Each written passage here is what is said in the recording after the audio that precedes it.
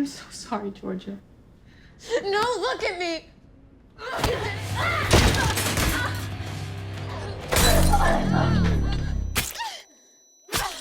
The movie begins with two high school girls, Georgia and her best friend Reagan, sitting in a diner having breakfast. They're talking about their plans to leave town for college, as high school is wrapping up in just a few weeks. Georgia's father owns a factory that's surrounded by dark rumors. People in town whisper that he's secretly making a deadly poison. Or worse, a zombie virus. No one really knows the truth, but everyone assumes something sinister is happening. Because of this, Georgia is often mocked at school and cruelly nicknamed Poison Page. Even Georgia doesn't know what goes on inside the factory. All she's heard are the same rumors as everyone else.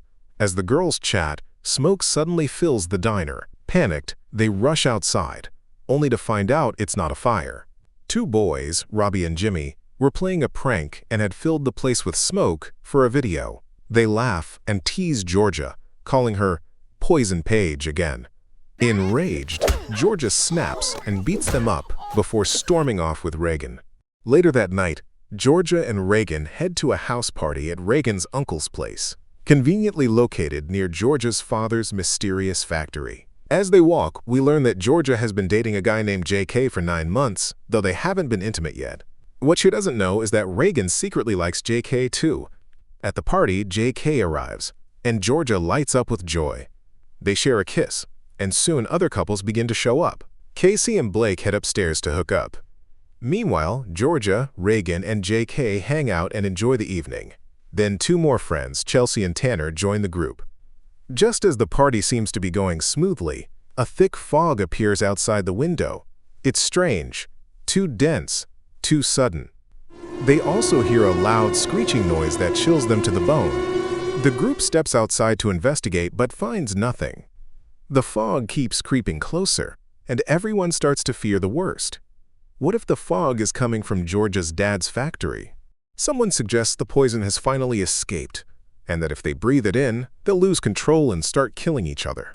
JK urges everyone to get in the car and leave, but Georgia warns them it's too dangerous to drive through the woods in such heavy fog. She insists her father would never create anything to hurt people. Even though she doesn't know exactly what he does at the factory, she's sure he isn't a monster. But no one believes her. Ignoring her warnings, they rush to their cars and drive off into the thick fog. But the deeper they go, the worse it gets. The road becomes harder to see, and an uneasy thought creeps in. What if the fog is contaminated?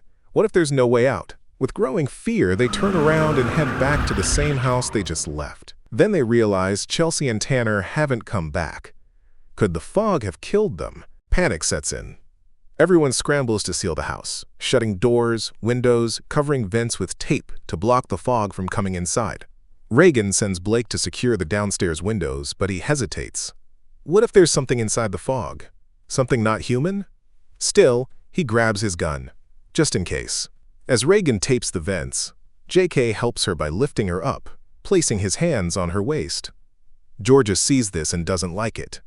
Casey warns that sealing the house means they'll soon run out of oxygen, but Reagan insists they wait it out until the fog disappears. Georgia disagrees. They need to do more than just sit and hope. Hearing this, everyone starts yelling at Georgia, making her feel even worse, and she begins to cry. Just then, there's a loud knock at the door, startling everyone. It's Tanner and Chelsea, alive and begging to be let in. But the group refuses, fearing they might have inhaled the fog and become infected. Georgia, however, believes they're fine and insists on opening the door. Still, no one agrees. Eventually, Reagan lets them in, but only into the house, not the main room. Georgia watches this and gives a strange smile. Outside, the fog continues spreading rapidly. Tanner and Chelsea try convincing everyone they're not infected, but Tanner's slightly aggressive behavior makes the group suspicious. Blake pulls out his gun, warning Tanner to back off or he'll shoot. Tanner steps back, and Chelsea accuses Blake of going crazy because of the fog. Then Blake says if they're all going to die, he wants to die drinking. Shockingly, JK tells Georgia to come to the room with him and get intimate one last time. Georgia is disgusted that he'd say such a thing in this situation. But, to her horror, Casey and Blake support JK's idea and even pressure her. Even Reagan sides with them, telling Georgia to just go along with it. Georgia is devastated, that even her best friend would say such a thing. An argument breaks out between Georgia and Reagan. Georgia reminds her they were best friends, and she expected support. Reagan coldly says if Georgia won't go with JK, then she will, because she refuses to die without feeling something. Georgia is left speechless as Reagan and JK go upstairs and get intimate. Downstairs, Georgia walks into the kitchen, angrily starts washing a glass, then smashes it with her bare hand, cutting herself. Casey walks in, sees the blood, and quietly walks away. Moments later, Reagan comes down to apologize. She says she didn't mean to do any of it. It was the fog. She'd lost control of herself. But Georgia is furious. She accuses Reagan of knowing full well that JK was her boyfriend. Reagan begs for forgiveness, but Georgia doesn't listen. In a sudden outburst, she throws Reagan onto the kitchen counter and stabs her in the neck with a piece of broken glass, killing her instantly. Seeing this violent behavior, everyone assumes Georgia has been affected by the fog. They tie her up in the basement to stop her from hurting anyone else. Outside, Tanner warns the group to open the door or he'll break it down. Blake points a gun at him and threatens to shoot if he tries anything.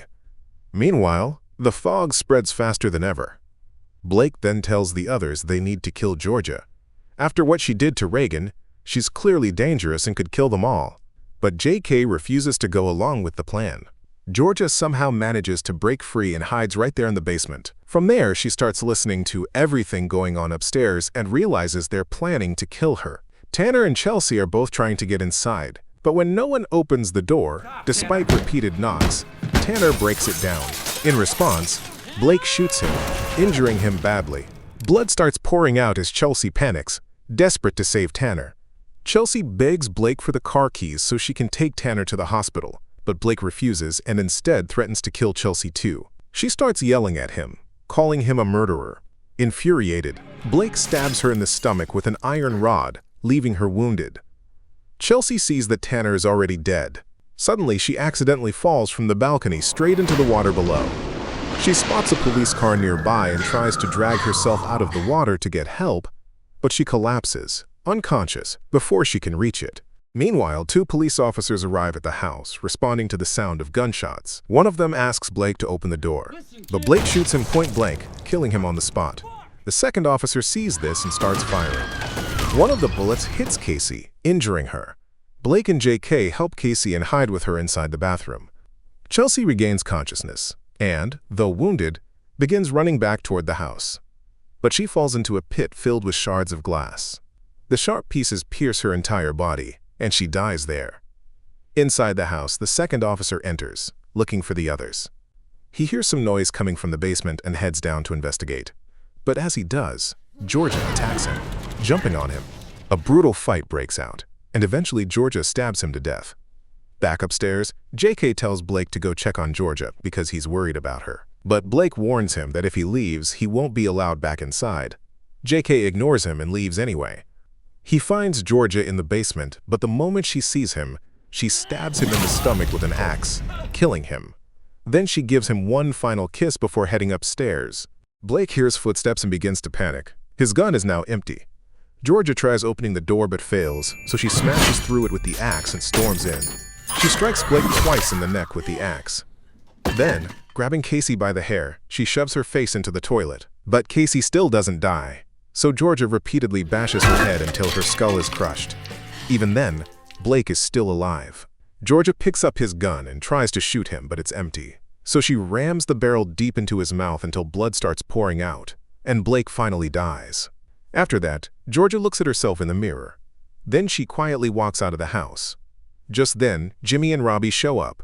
They're shocked to see Georgia looking so wild and ask what happened. Georgia says, "Well, your wish came true. My dad's factory caught fire. Poison gas got out. Everyone went crazy. That's why I killed all my friends." Jimmy and Robbie are horrified. They quickly say sorry. They admit the fog and the siren were just a joke. They never thought things would get so serious. They didn't know it would cause so many deaths. Georgia is in shock. Then her face changes. She's full of anger. Without saying anything, she stabs Robbie in the eye with a knife. Jimmy tries to stop her, but she stabs him in the neck and kills him too. After killing them both, Georgia gets into a police car and drives away. And that's how the movie ends. Thanks for watching. Don't forget to subscribe. See you in the next video.